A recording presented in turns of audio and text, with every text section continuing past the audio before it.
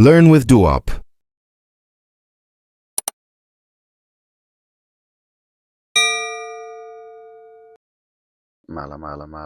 Welcome back to Learn with Duop. I hope Malpankun, Kayubia, Guandial Diantin, Kayobo, Simini, Chikawa Guakaye, because Dioja, Rudun, chicken galat. Okay, I hope Chikawa Gua, Katan Kon, Donkan and a lot, quite which good luck. Okay, quite which good luck. While I tell you, Jok, chapter 4, doing critical thinking. Okay, so Kenyam de Larry, sorry, Chen busy long. Katangon de chalat this particular video chabishet ke video no kon tela kon ka lele won cause chatel tam cha gor ba lel ko war cause jan tam chilwar ka ke jan tam chilwar ka so chilwar tel bo kana ideal kon share request so I will try my best go ba kan chapter dial kon dong chidot tin biaon ka final baon ko ba ka lel diri kan dial baon ko ba cover di uh, padu yang ngaji and busy anytime kan malel o tela tam che je le je okay so ka chapter 4 man did a math so but ba on ko ba cover ka fat kel cause ba briefly ka nyok ba focus more on the relevant chang bialo kwen okay chang bialo kwen so before kan ko no talk misi video mo misi jakka ken subscribe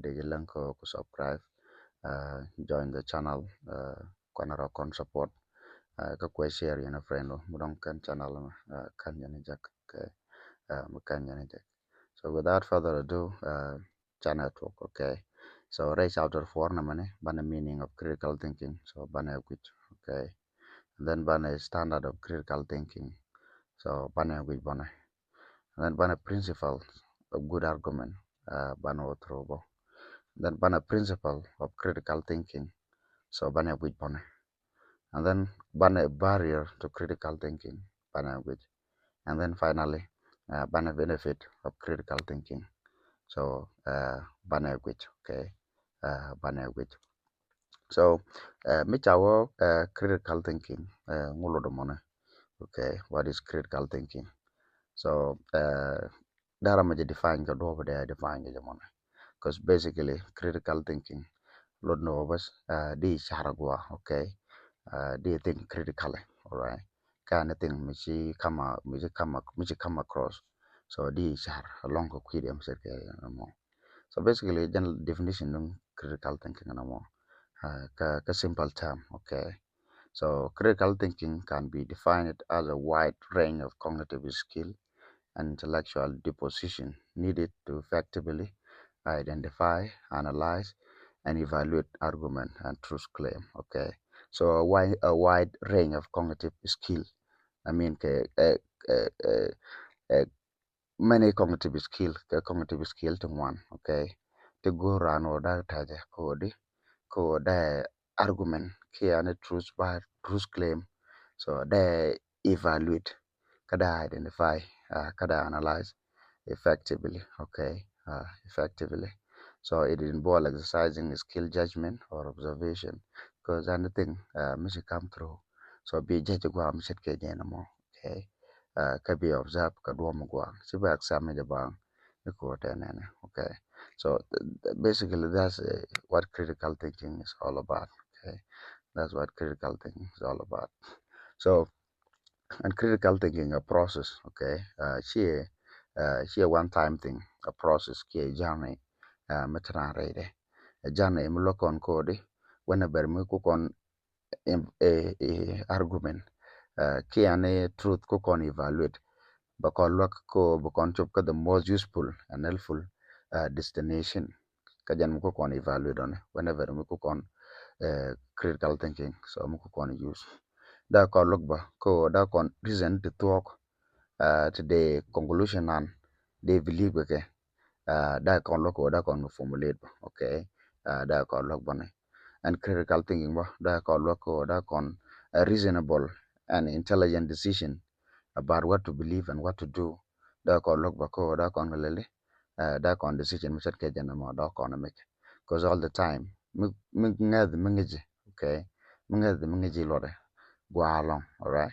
So mi ku kon critical thing ko kon use, so da kon ja ko anytime we are about to make decision, da kon decision mi to ke mi gwa long ko ngu bana believer ko ke ngu bana larone, so da kon na make, because by then da jo ji kon an decision mo ji kon char yo da gwa ka ji kon ngu je gwa ngu bi jet na ka no ngu gwa na, okay.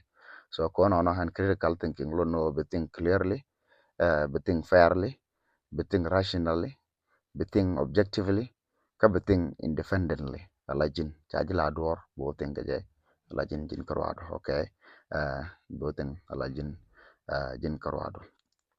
Therefore am don't critical thinking wodi overcon jako overcon arrive at well reasoned, considered, and justifiable conclusion, okay. Ko conclusion dana becon make kia becon me becon chop wodi becon chop tene conclusion mo ke reason the talk ka chi kono consider gwa conclusion mo gwa ka justifiable ba ko we're making this conclusion ko chi kon thing clearly about it, okay. Ko chi kon thing clearly about it.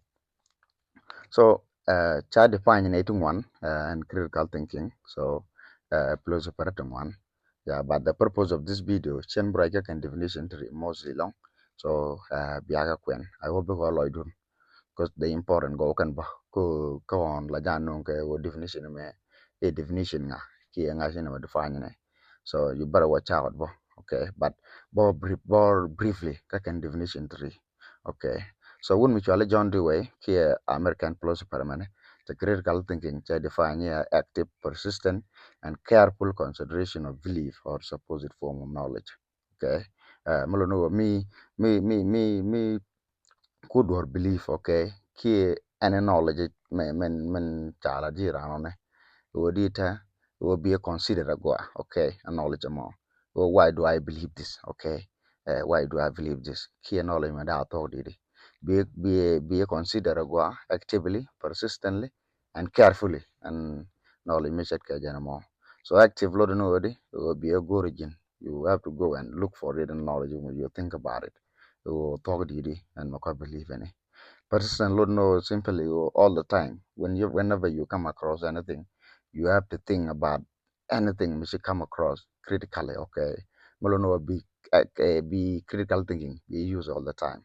Okay, be used all the time. That's what persistent really mean. Okay, so no money, John Dewey no money. So chugun mutually Edward Glaser che critical thinking che define an attitude of being disposed to consider thoughtful way the problem and subject that come within the range of one experience, okay. Cool, which take anything which come through which come through you, can a problem which you go through, okay. Be char ka query and problem money go, okay. Be char ka query and problem money go. So again boy a knowledge of the method of logical and reasoning and some skill in applying those method, okay. Code anytime me come through key anytime me take me go through be think clearly about that thing, okay. Again attitude ni attitude allow uh, ci an ran ne jen, okay. Mi ci tup kane problem ke mi taga mi ci ben keji and believe and mi sa larji, okay. So be a consider in thoughtful way mi ke jana mo. So na mani ngo Edward Glaser. So wun mi chwale Robert Ernest define a critical thinking a reasonable reflective thinking that is focused on deciding what to believe or what to do, okay. What to do code whenever we are deciding wo ngubu kono believe ko ngubu kono lelone and critical thinking bako lokode bukon and decision mo ke believe mo bukon lel reasonable ka bako reflect about that belief or that authority wala that authority ka why do I believe this. So reflecting or simply will look into that particular issue or why do I do it metega mi jekten wala tela mi jekten, okay. So jane critical thinking a reasonable reflective thinking that is focused on deciding what to believe or what to do, okay, or what to do. So basically and Robert Ennis, so critical thinking che as feel long ka decision making, okay, ka decision making. So na mone jan wuri chalmo Robert Hernes. So when we shall reach at fall, then critical thinking a mood of thinking about any subject, okay, content or problem. So a mood of thinking again about anything, any content, any subject or any problem, a mood of thinking. Because again, ta habit thinking, and critical thinking. Malono and times you go through this, you have to do critical thinking, keep everything critically, okay. So when we shall Michael Sriben, critical thinking is skill and active interpretation and evaluation, observation and communication, information and argumentation. Okay, and argumentation. So a skill and active interpretation, a mode and evaluating of observation. Can I think you observe a communication, I do all the information you receive or you give or any argument you make or you involve in the critical thinking. So be used, okay. That means become information draw become interpret interpret, okay. Become interpret actively, okay. Ka biki evaluate bona actively, okay. So actively and straight bana manage and no door bakula critical thinking, but some standard to be meet like clarity ba clear an idea on a key information ba relevant bo mulo no be no ne kan de kon tin tin useful ka jan particular topic kind of one ba reasonable, okay. Ba reasonable, right. So ba reasonable. So basically, again, critical thinking was sometimes quite a pair critical creative, okay. Critical creative. No combination of two words, criticism and critic and creativity, okay. Criticism and creativity. So no tangwane be idea be criticize here kwenye, okay. But criticize do be ngat ke je be lat ene me ne ka creative or being creative, okay, or being creative. So basically, those are the different definition. Then college are critical thinking. Define okay, those philosophers, okay, those philosophers. It's good to know. Our brand ngai ko run la question la we abe, okay, ba la ringa take a definition na me one, nga take a definition na me. So mara wada banner ke standard of critical thinking, okay. Standard of critical thinking ko ba ko wana may critical thinking there are certain standard to be door to be ka chop, okay. To be ka chop ko ba ko wana may critical thinking ko bi ko da kana different thinking to kono ta kana, okay. So most of the important manam mutual clarity, okay. So clarity, wodi clear understanding of concept, okay. A clear understanding of concept me and concept right now quid key any information key anything be understand clearly, okay. So be understand clearly can point and concept mo by express cái language mo nguta cái language mo clear, okay. Michima vak kachima obscure, okay. Michima vak kachima obscure. So by express clearly again clarity standard, okay. So in standard of the precision, okay. So precision the money or an idea key information by the letter by express ke dom ba ngai ke je wona me je right now kwida mona dom very exact key accurate and careful, okay. Ko didi ko chana ba confuse, okay. Chabata confusion and go an idea can information. So precision repair a matter of being exact, accurate and careful, so, okay. Ko di ko chana ba confuse, okay. Melat ko dor ba lan point exactly o jana menene ko tang wane ke verne, alright. So ke verne lo most of the time don't and randa interpret ko do ba interpret ke jamone, okay.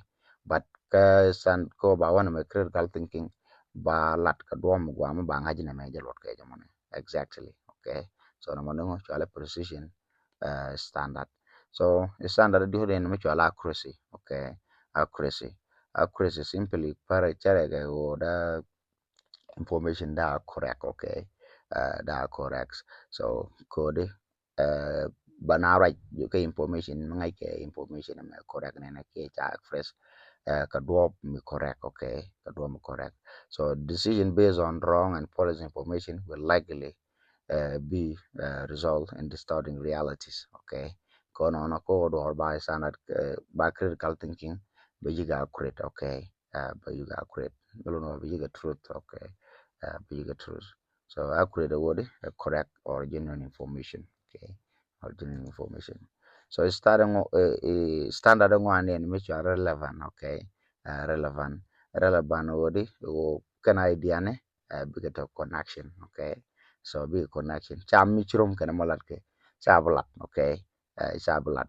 So rama critical thinking wa whenever me take argument ke lada yana do anything idea and countable lat bika trum ke topic. Okay, so bika ro drum ke topic lat ke che teach the right topic che bino. Okay, che the right topic che bino.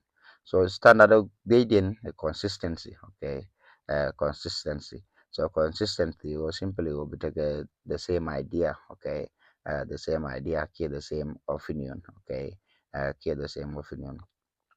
Ko mo guyal to kono lade sijin critical thinking. Okay, so wa do ro ko critical thinking kiran bo ko critical thinking but get the same idea. Okay, but get the same idea, keep the same belief. Ko de mo ko two thing mo ko believe at the same time to gwel wo kan dal ro chigen be to kan dal one has to be polish ka be kel ko la to ko no ram critical thinking believe ni ke be ga consistent mulo no chigen be gwel ko mo gwel ken kel be yik be yiga kaj redien ko mi tige bilim daro to gwel uh, be kel be yiga kaj redien. Okay, be kel be ko la to ko chigen dal be to. So no money consistency. So take a two kind of consistency to the thing. Temperature logical consistency. So logical consistent ball saying or believing in consistent thing. Okay, or inconsistent thing. So no more actually logical consistency. Kada wato chicken dia true kan dia bikel be yiga pola radian. So I'm a practical inconsistency. So practical inconsistency would you saying one thing and doing another. Okay, don't di na ngi na me chwara lel na me jaga na see what most of the doctors do. They ran jogi chumat katab jaga at the same time they ran down mat katab. So no bono chwala practical inconsistency. Okay, ka logic kia ka critical thing wa be consistent idea na be consistent.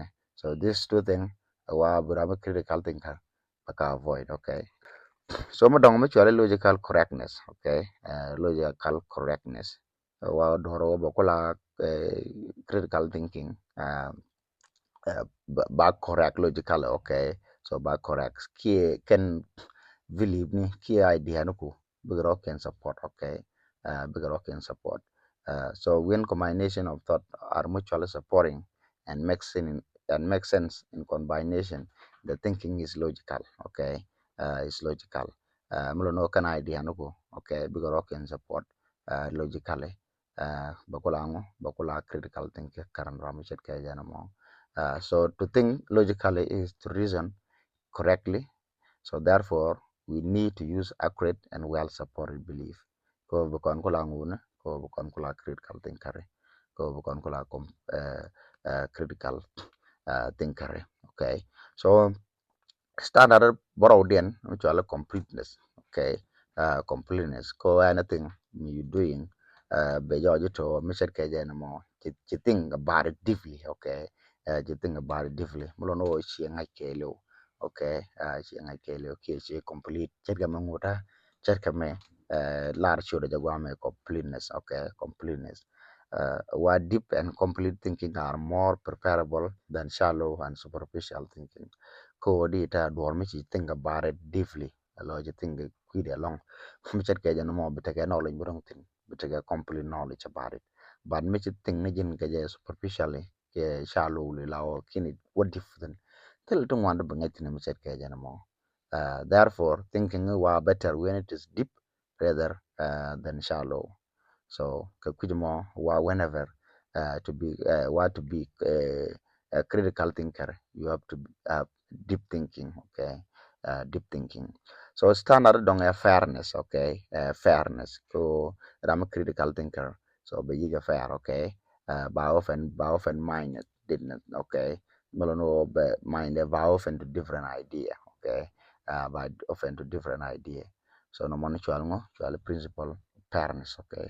Chual principle of fairness. So teacher ka kan draw ke ngadaga uh, so no money chwale standard of fairness, okay, standard of fairness. So this is can draw ka ken ngone ka kan standard of critical thinking, okay, standard of critical thinking. So the gonga principle of good argument ko ba ko wana me good argument, there are certain principle to the thing ko ba ko la good argument. So principle ne am actually structural principle, okay. So structural principle mulo no an argument ko bakula good argument, so structurally beror yik support, okay. Beror yik support ki structurally be fundamental structural requirement ko bu argument bakula amogwa baka yik la lide uh, baka meet, okay. So baka meet ka do bodong by yik form ka ta en la conclusion la follow ko ka premises. So okay, so ka structural principle wodi and conclusion dung argument na be ngota be follow from premises ki premises ne be ko conclusion be kan support ka duomo da conclusion da follow from them, okay. So they follow from them. So the conclusion is they follow necessarily from it premises ka case of detective ki be conclusion be follow ka probability ka ngota ka case of inductive argument. So structural support word or premises for conclusion. So best support, okay. So principle of dong ka good argument mo a relevant principle, okay. A relevant principle. Mulo whenever mu ku argue yan ran, okay, you have to provide, okay, the only reason here, the only relevant information, okay, for the truth of the conclusion. So an argument should set forth only reason was truth provide some evidence for the truth of the conclusion. Chiti kongchi bono. So provide those relevant information. Take no the pitch the conclusion they believe, okay, okay. So the premises of good argument must be relevant to the truth or merit of the conclusion. So again premises ne can idea na kende kon ten kon lat kan ga bigi yiga ngota bigi yiga relevant to conclusion, okay. To conclusion naman chala relevant principle no can information to provide bika relevant to the issue at hand, okay. Ka bika relevant ko the conclusion they are talk didi, okay. They are talk didi. So principle the audience acceptability principle, okay. Acceptability principle. uh, so ko de kan reason to kon tin ku conclusion ku support ke je big jig acceptable, okay. So big jig acceptable mulo no be provide no acceptable reason for your conclusion to be believed. So no manengo chala acceptability principle. So principle dong mutual sufficiency principle. So sufficiency principle mulo no argument ki anram ko argone be information to sufficient strong ko the conclusion they believe ke ki de justify ke de accept ke bagi yig la lide bagi yig provide, okay. Bagi yig provide sufficient principle wodi simply ran be information ni strong ko the conclusion they accept ke they believe ke bagi lele bagi provide, okay. So bagi provide no kalungu chala sufficiency principle, okay. Sufficiency principle. So madong mi chala revital principle, okay. Revital principle. So revital principle meni was simply ala idea la take criticism na, okay. La take na idu kujo fus la do idea mo la do mo chagwa yejan whenever me la do work elu. So a revital principle will begin already an argument do baru de ko dita ko baga kan criticism teacher ka kan ro. So baga dagdi, okay. Kia baga convince kan teacher ka kan ro ko cha principle ko cha argument cha review, okay. So an argument should be with effective rebuttal to all anticipated serious criticism that may be brought against it. Mulu no barwede kakan criticism trot about brought against it on ko dita ko baka refute, okay, ko baka refute. So the more chalmo rebuttal principle, okay. So argument do be defended it do go adong cha da refute ke jamana. Cái chia depend bởi chia gang nó jin kia wode but be different cái idea nó ko tun ko on dong di do di depend cái so number nang chalo the revital principle, okay, the revital principle. So throw chalo ke principle of good argument ko argument bakula good but this principle bagi yik fulfill, okay, so bagi yik fulfill. So topic dong ka principle of critical thinking, okay, manan ji kon standard ni si kon jack, so you better watch out kada wati biga dak be ngaji ne me principle kana me standard, so ta kan ka different standard kana principle ko good, okay, so ngin different yen ngin wo treat gwa me ti ka principle ka ti gwa me ti te dam do kon ka standard ne cause dong de gan ko on de gan wen di ngai no kan dia la me ka part of critical thinking dong ka kel.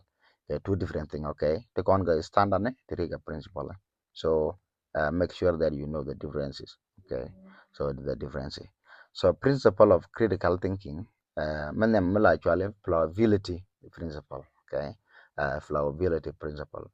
So plausibility principle may simply udita o yana ida kono taka argument ki yana ida kono taka discussion bianga yo yendial, okay? Yendial kayen imperfect kalam bro gwaji to en perfect ki la nga long indial biaro kun gwaji lo ki ni perfect ne bi ngajo ena malada man bane dong da ene tadio, okay, dong da ene tadio ko no no ko dita cause you never know dong de diagram mi la to so ka principle ka critical thinking sira bu gwaji en perfect more than other, okay, so be jeko maybe dani perfect, okay, so dani perfect, so one must acknowledge that one's own initial view may not be the most defensible position on the question, okay, kono no bi no gwejo en idea na me dong chi jen lenya idea ne ndial tiona, okay, dong chi jen lenya idea ne ndial ro because by then be ja ko dita be ja ko bi widu bi lep ko bi nyine no kong bikling, okay, ko bi nyine no kong biling, so principle nyam ngo flexibility principle ko be accept or maybe she imperfect he be accept or an imperfect, okay, so an imperfect. So principle raude mutual truth seeking principle, okay, truth seeking principle melono whenever chet me ten ka discussion ki ka argument bi goro bi talk bi goro mu, okay, bi talk bi go shima bi gwino malara me chang chi ngaji talk shi bi pal shi no pal na man shi anda ma pal wa shi jen ga critical thinker wa bi talk bi you go whenever meta right on round, so each participant should be committed to the task seriously searching for the truth, okay, no bi talk bi go, okay, so one should be willing to examine alternative position seriously and look for insight in the position of other, okay, go time talk but time go no talk la talk chinyon win out bang rajala de mon binair idea nen kon to lat ken bikeling, okay, ko dong kan ne kon dong to talk idea na kian, okay, so the truth seeking principle would will be talk be you go which one is truth, okay, which one is truth kan mo ka argument nen do kon chebi be nyo argument ay jala talk lo, so principle dio de na mutual clarity principle, okay, clarity principle, so the clarity principle wodi o information ka position na ndi al content ko argument ta argument, okay, ba ka le lita ba ka express ka do mi tel confusion, okay, ka do mi self confusion ke ba ka clarify anate mulad yana yen ran bi clarify pijo mulad ko ne ne ko biya chura jode am chet ke jeno mo telo bi la confusion, okay, telo bi la confusion, okay, okay ka yene kon tin raj bana tie ku ki yene kon ku discuss biya position kun biya kan ha ko shi akel mi dong jene kelo shi ablat, okay, shi ablat ko tangon la nga ma malar kon kel ba ci goling na kon, so mi chet ke jeno mo wa the critical thinker bi kana avoid mulono bran position kun yandaro yene kon right ki yandan yok biya ka ngaji o position ngagi memedi ko shia kel shia blat, okay, ko shia kel shia blat. So clarity principle wodi kan position ideal ni nendo contract ba ka lele ba clarify ki ba ka separate from other position ni no ba ni nendo kon ko ba ngwa ba ko la go. So clarity you know ba do ba clarify atel confusion. So principle mangwan in mutual the burden of proof principle. Okay, the burden of proof principle. So this principle requires that the burden of proof for any position usually rests on the participant who set for the position. Okay. Mulo no mete ka mi kanding agwa ka your argument ki ka wai do malade point to be lana agwa ka do mo gwa me be lat ke je. Okay. If an open act the proponent should provide an argument for that position. Okay. Melono and do no be proof an idea do jin point to be a proof jin ka do be proof ko jamone ko mishi open no matin ga argument mi ti jin point do be lo je open na do gwa mo. Okay. Be lo je and do mo be lo an argument do ci do be no ka be lo ko rajitin. Okay. Be no brighten mi ta te brighten do go je da to ko je do mo do. Okay. Ko be idea do be depend. Okay. Ko be argument do be depend. So principle of the mutual charity principle. Here the principle of charity. Okay, principle of charity. So if past an argument is formulated by an opponent, it should be carefully expressed in its strongest possible version. Okay, that is consistent with what is believed to be the original intention of the arguer. You know, because sometimes me ku yen argue yen ran came la di yen do ran rami yo tangwan ba argument do be olat ka do mi che jan do la di ke ba nanga position mitago de shu attack je ki mitago de argument de shu da je. Okay, so wana mana chagwa principle of charity odidi o mi ku ai diaran jira mana ro general mi ku ai diaran mi wi jalan nyok ke mi ja press ko tango ne de gor bi ai diaran bi o express ko do dong me dong bi ko lenge ba chublo duje wa mu guro lele yana mo bi idea ran bi lel ni ka do dana la de jeje. Okay. Ni ka intention la de jeje ko tangwa ni la de do daran do la ke intention ma la de jeje mo bare yo di o rit ke intention ma dong mi jeng ma da wa joje to ma la de jeje. Okay. So one mo chi principle of charity che gor wa mu guro mi ku idea ran ki argument ko jo ak phrase jin jira mo dong mo bi ak press ni ka do dan ma lura mo je intention de bi ak press ke je. Okay. So if there is any question about the argument, the arguer should be given the benefit of any doubt in the reformulation, or when possible, given the opportunity to amend it. Okay. Mulo mete ni jinga question mete ten eh, kajan position ke idea amshet kajan mo. So ba nyok react fresh ko do mo gwa pinyu ba lo du kaje. Okay. Mo ba lo kaje. Chima wo bezi bi do be react fresh ke intention do la jin awa chagwa. No mane chwalo principle of charity. Nungo muku argument dung your opponent ram ku yent argo muku argument muku je react fresh jin nyok be react fresh ko do mo gwa ne ke jan do ba dan malore ara mi set ke jan mo. She boger. Okay. No manu chwalo the principle of charity. So the principle of charity. Okay. The principle of charity. So, madong actually the suspension of judgment principle. Okay, the suspension of judgment principle. So, namane lo no simple mi kan siara cooling yaran. Okay, ki mi kan position ukun siara lo ngada panagwa. Dayan judgment dayan suspend. Mulo no siada ngok pinyi gwa na argument na ki gwa na argument dayan suspend. Ko kan ta kanyin kun kanyin da panagwa. Don kan argument na kan defend ka do da to ka je ka kini argument do kini defend ka do da to ka je therefore chen bu wa duna jala to ko ke chi bu wa dunu jala to ko na ba na suspend ko kan ko ro ko lo convene. Okay.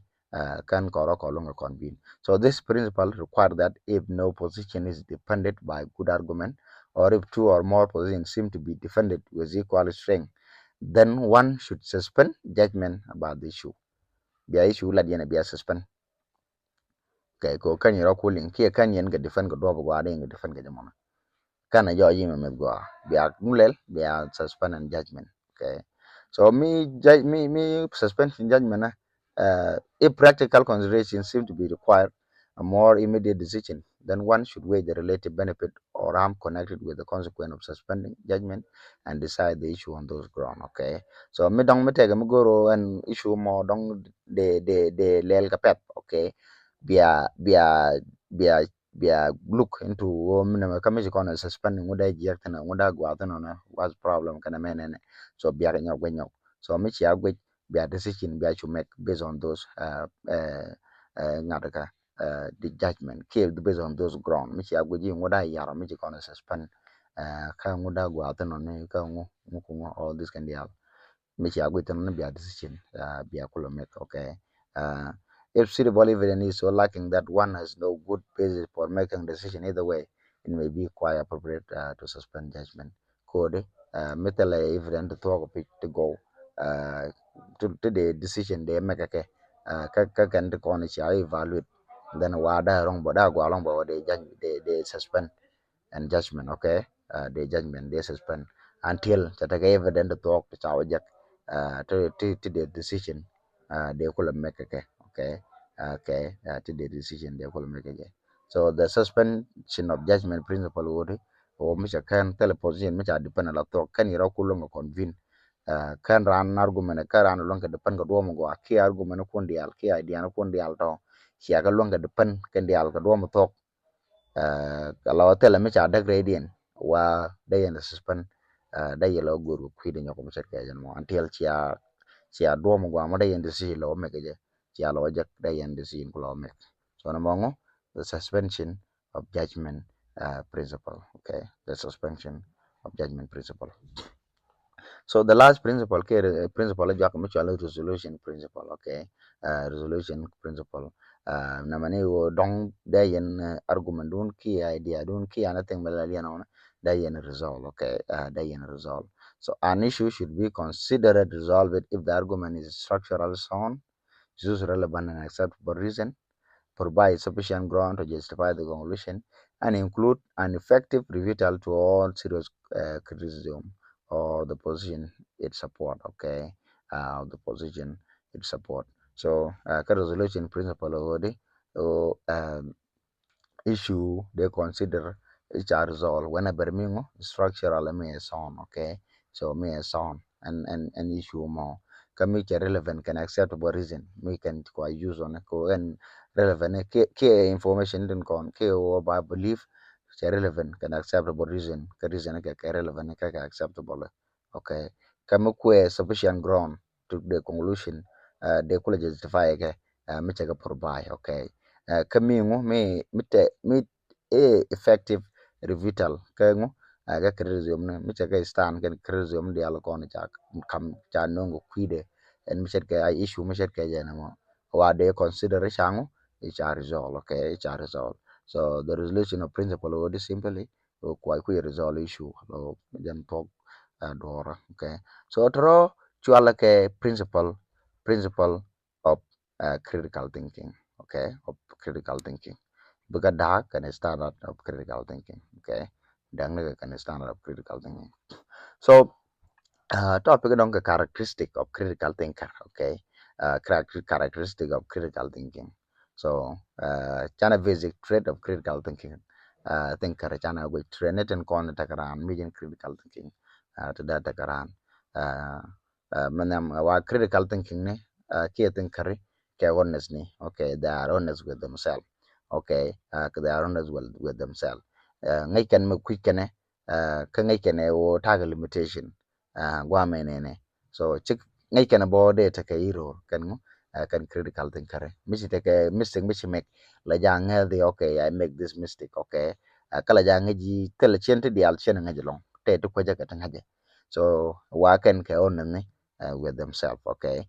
With themselves wakan critical thinker bo mi daga problem mi sibin tiran la gwe tiran loida ba de dong be gwe ji dong dong yen gudwa. Okay. Wala problem la rana gwe to problem na jagana ko bo bom. Okay. Jagana ka bom. Okay. Ken bona ken critical thinking na ke critical thinker wakan it la understanding la ja gor. Okay. Ne la understanding la gor kane de la dier ko be ko dor ngach, okay. Kane de la dier ko be dor ngach kala kan remain fashion bo whenever mi da problem di mi ke ja ke complex issue la kan fashion ko be kan issue mo be kan tu ka do mo gwa, okay, ka do mo gwa kan bo wa they are ready to invest time to overcome confusion. So mi te mo ko confuse la kan agoro be ka lo na ha gwa mo ko confusion and critical thinker, okay. I can critical thinker. So judgment yen bo me gran judgment wala kana make based on based on evidence. Chiran judgment chiran na make wude ke ka do ko believe no one, okay. So they make judgment based on evidence, okay. What judgment bo mi ci gana make bone tam gon la kana revise nyok bran nyo gunyo go me cham judgment cham me guane based on new evidence me tege new evidence ci bin ti nyu go judgment ci me tege di ki te mi jektan. So la ran la judgment mo la ja we nyok we nyok bane. For example cheng chiang ngang ngang nam yiran, let's say kwana argument kwana mana ngang no be ko to dan ko no la te karami yo mi chen che chia pala lo che let che kan ro kulin mi che wenyo gwenyo gan argument lun la lu ni gaji o ma nan gulan ma gula je la to do ma so critical thinker wala kan judgment la kan revisit nyok ke la ja revise nyok whenever mi ta ga evident ti bin, okay. Critical thinker bo wa no kan idea ne ndo kon, okay. La kan idea ne kon la kan ga mo sen ku disagree ga la ja no gi bi idea ro bi killing, okay.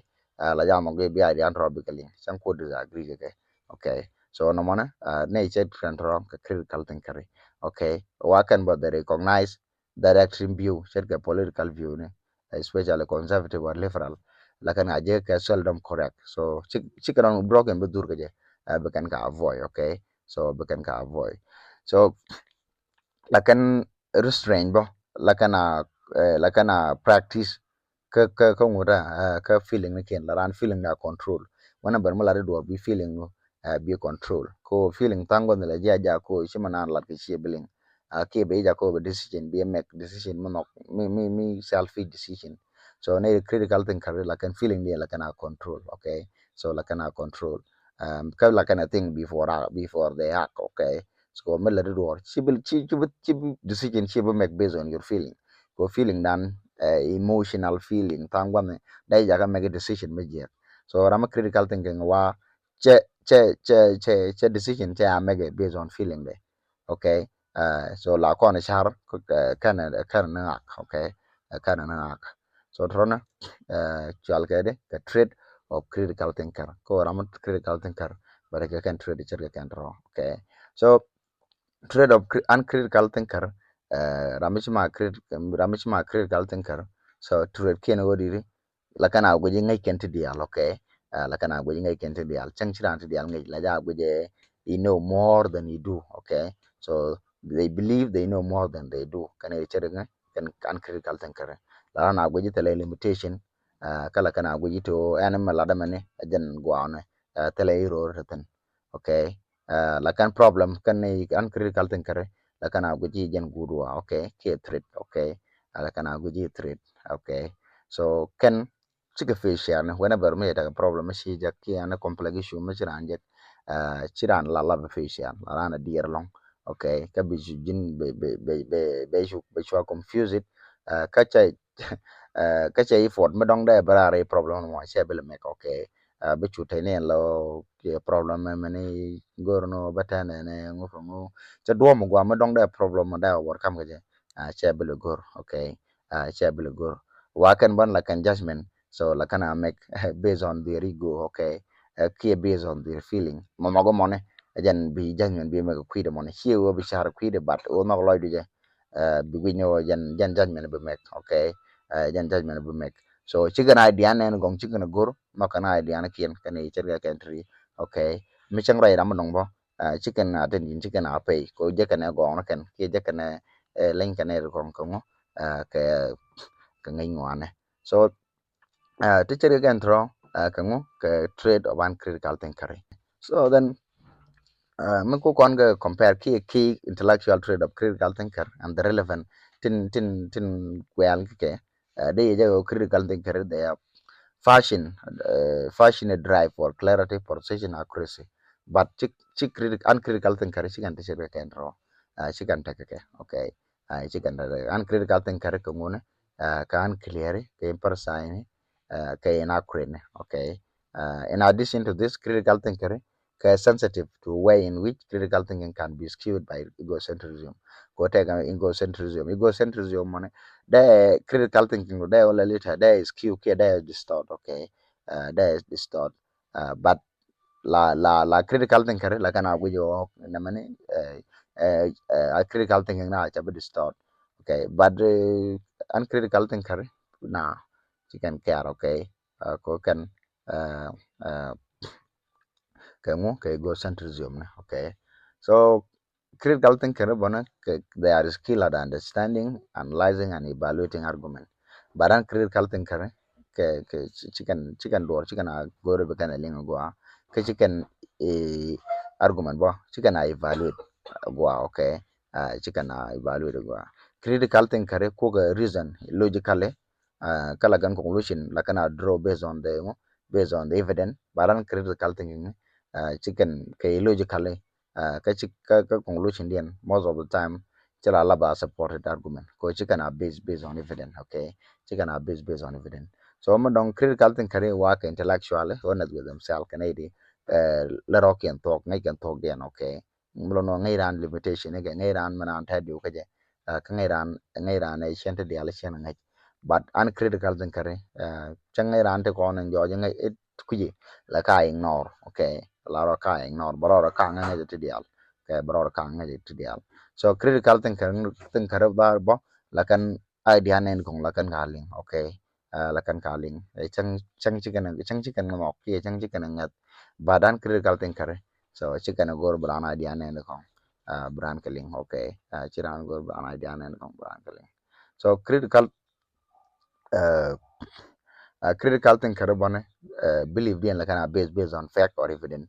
But uncritical thinking like an believe in like an base kama nograna, okay, kama nograna, kama nograna. So critical thinker bone they are aware of their bias or preconception that shape the way they perceive the world. But uncritical thinker she can care ke bias din, okay, chang turan ke bias chiran care ke bias mona chicken ran ngach, okay, chiran ngach critical thinker about they think independently, okay, mechi dwar mechi yelling both think independently ka chikan dwal ko bran disagree ke ko opinion en to one, okay, chiran dwal ko bran agree but critical thinker so man tan char ke ne ideal jara na go je bacharo ne, okay, kine kon char go kine think about it critically.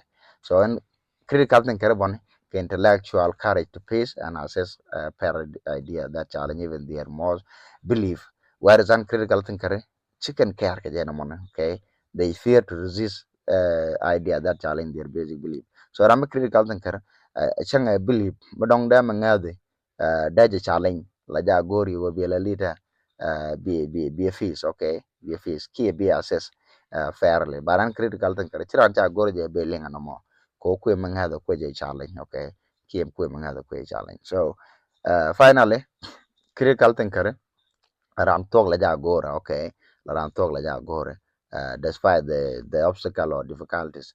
But critical uncritical thinker mecha ta ka uh, obstacle te ta ka door chiram talk chiram de la gore, okay, chiram na gore ba talk ma be pursue ki be gore ba do ba da nga ki je di okay. So la ran chwa pa ka manana noga be chu ngana je chen ki je la to gona, okay, so tel curiosity but critical thinker tagan ko curiosity la ran talk la ran agor despite the obstacle key difficulties, okay, key difficulties.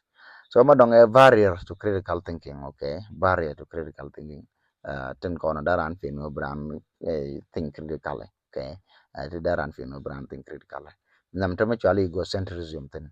So egocentrism simply o broad widget o jin wuta jin lañ ne dialone, okay, o broad widget o ti win in ideal manan la de len manan la ken ideal. So egocentrism is tendency to see reality as centered on oneself, okay, be gwe jidong jin ta to ko ne be gwe mala de len te dial ko la ken ide kon. So take a two form, okay, take a two form tamu chala self interested thinking tin uh, so an sal interested thinking mani wodi o metega me mogo ke metega mi nguji gwa ajana mo bi ngadone jen bu gujo lenti dial kon ten takane de kon, okay, tin ta kana idi kong so hamishet ke jana mane wa wala mo tela ram ku ite min ke je ki tela ram tela ke je okay wa te kon dia la mishet ke jana mane te kon dia mishet ke jana me ko manana ti ke interest ke je manogi jen belelo jen defan on ke jen jen be accept on no ma chwala mo sell interested thinking okay so ma dong ma chwala superiority bias okay superiority bias so namane was chwala ngu tango chwala illusory superiority or better than average effect so namane will be broad gauge to win and ideal okay to win and ideal so mel broad gauge lenyen ideal okay kadong chine ideal chigaleng okay dong chine ideal chigaleng so superiority bias will be jege superior to everybody okay to everybody so madam actually social centrism, okay, social centrism.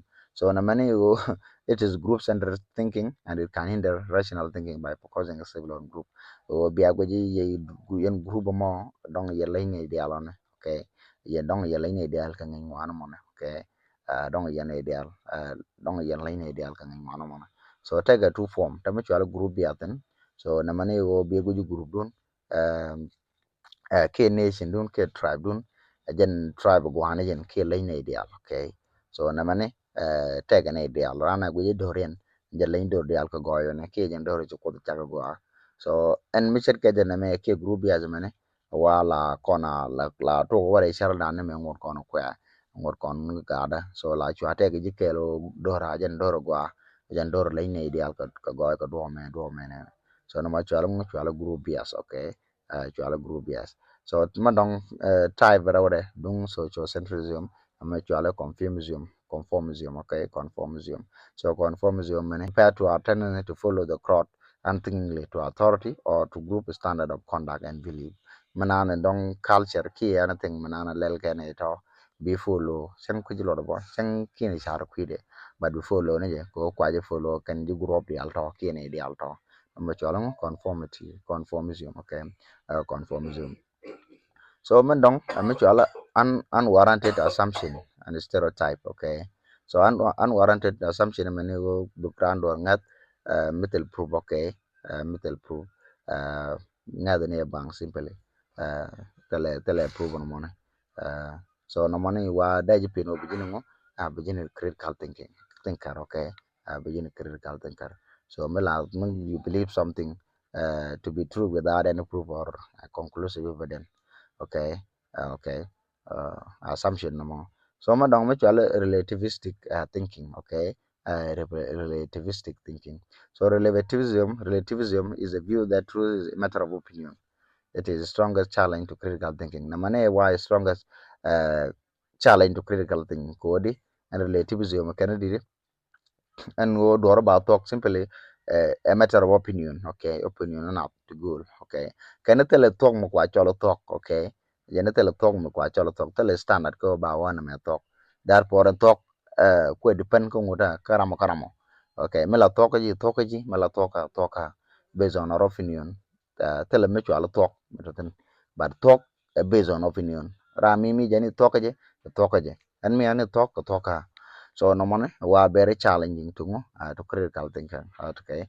so take a two form tama chala subjectivism tin subjectivism mane kani truth is a matter of individual opinion mangada ram kela moje toka je but here toka mangada mane toka chanki toka rami tela me chala tok no mane chala subjectivism a view that truth is a matter of individual opinion ko nota na mane daji pino bijini critical thinker long ko mo guji togi talk a matter of individual opinion tell a mutual talk there guamo and one changing their critical thinker so whenever whatever an individual believe is true for that person and there is no such a thing as objective or absolute truth so as you can see a very challenging mga gen ran mi ku yen argument lel da yen ran ke la yen issue yen ran ka be jogo na man talk malado mo talk ji ti ara kun da maling therefore chi and them chiranda ma chogo ka critical thinking okay so subjectivism word truth a matter of individual opinion okay mangadra mi ja to gona to ka je chanki to bona bara to ka je kan tel mu chola to so mo dang cultural relativism so cultural relativism wo men ngat ke kan social group talk ke okay so mangat kon ware yi talk kon mangat bunya talk ke no mona chwala cultural relativism. What is true is whatever most people in the society or culture believe to be true. Okay, so kakan culture ro ke kan society ro mangat ke ni dungwane talk on jango jala talk on. Okay, chinki talk jala talk ko de another idea another kan this society ro jala talk on. So the most common form of relativism is moral relativism. Okay, moral relativism. So moral subjectivism simply would what is morally right and good for an individual. A is whatever belief is whatever individual believe to be morally right and good. Okay, so tele judgment mutatin but mangadu majiramo wo morally good jen mangadi good keje tele melaktan to kong do balat. So cause relativism simply would uh, choose a matter of opinion. Okay, tele me chala talk mo kuta one more talk. Okay, whatever you believe is true, true kaji. Okay, the true kaji. But again chwa kon subjectivism individual individual opinion, but cultural relativism cultural key group opinion. Okay, key group opinion. So madong ka barrier to critical thinker ke critical thinking wishful thinking. So wishful thinking mane o near the doors. She would take a good even kaje. But near the simply kodi ko kuji wiji na wada true. Okay. Ko kuji wiji da true. Me take a magi de benela talk. Na mo chang chi talk ki chang wiji dong che del talk like la kuro kang rono me about talk na me talk. Chang ji tele ne. So wishful thinking wa varia to critical thinking. Ko me mago do me wiji do talk ko kuji wiji a kwapen wa chagwa da pino pichup gwa ka critical thinking. Okay, so people fear the unknown and invent comforting myth to render the universe less hostile and more predictable. So wishful thinking simply would kudo believe you take everything kaje but no ge de ben la talk no more. Okay, you wish it come true. Okay, you wish it were true. So no man wishful thinking. Okay, a barrier to critical thinking code chede jako bedor bi jach gwa. So lastly benefit of critical thinking chana which okay ko me ko kon think critically ngoda kon je gana ki what are the benefit. Okay, so critical thinking wa ko kon jako bu kon uh, it allows to how to raise and identify a fundamental question and problem in the community. Okay, I recommend ka dan fundamental question ni kana problem to kon community dan da kon identify ka da kon crazy di kan te chere kan ro lo kon ba ko kan problem ro da kon go formulate ka do clearly and precisely. So mi ko na ngaji gwa. Okay, mi ko na ngaji gwa kan de al kon ta community dan da kon nyor yal ka do da ka clear ke je ka da ka precise ke je lo kon ba ko da kon relevant information da kon gather ka da kon ka access be ka kan nguta ka kan problem tro critical thinking bo ni je kon ba ko da kon reasonable conclusion and solution testing again those relevant criticism criterion and standard da kon develop. Okay, so ni je kon ko da kon do dong da kon reasonable conclusion and solution ko da kon